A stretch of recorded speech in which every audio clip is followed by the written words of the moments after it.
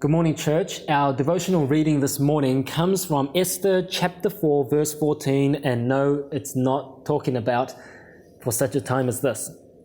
We're looking at just the first half of verse 14, where Mordecai says, "For if you remain silent at this time, relief and deliverance for the Jews will arise from another place, but you and your father's family will perish." Basically, this is what's going on. A royal edict has gone out to say that it will become legal to kill any Jew.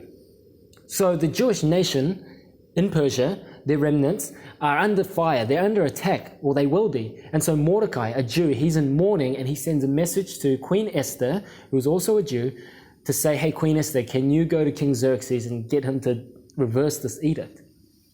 Now, the thing that I want to really draw out for us here is just this really fascinating line where Mordecai says, "Queen Esther, if you remain silent, you'll die," right? "You and your father's family will perish." But it's actually the bit in between there. He says, "Even though you remain silent, relief and deliverance for the Jews will arise from another place." Relief and deliverance for the Jews will arise from another place. Now, that's fascinating because I think what that pictures is Mordecai's, first of all, his understanding and belief and trusting in God's promises, but also his correct view in sovereign providence of God, that God is working in the situation. He hasn't gone, "Oh, God's ditched us, we're all done for." He actually says, relief and deliverance for the Jews will arise from another place. And the reason I mention this thing about recognizing the work of God, the providence of God, is because when we read through Esther, one of the things that you might notice is that it does not mention God once. Actually, Esther and the Song of Solomon are the two books in the Bible that never mention God's name. But here's our task for today. Read through all of Esther. It'll only take you 5 minutes. Read through all of Esther and actually take note of all the moments where you can actually see that God is providentially working all things according to his will.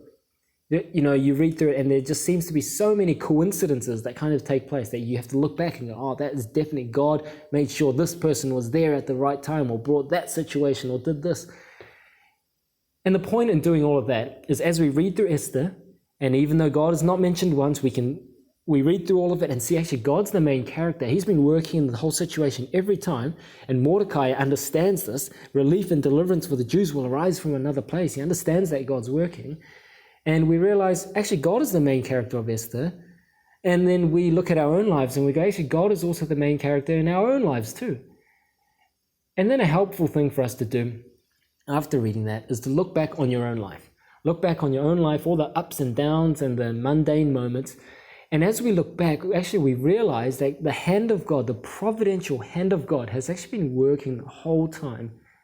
And everything that we thought was meaningless or a coincidence or so on, we can actually look back and go, okay, God had been at work this whole time. And the reason we can do that, the reason we should do that, is because then that gives us encouragement for now and for the future. We understand that whatever comes our way, whatever happens in life from here on, we know that the providential hand of God is working in every single circumstance.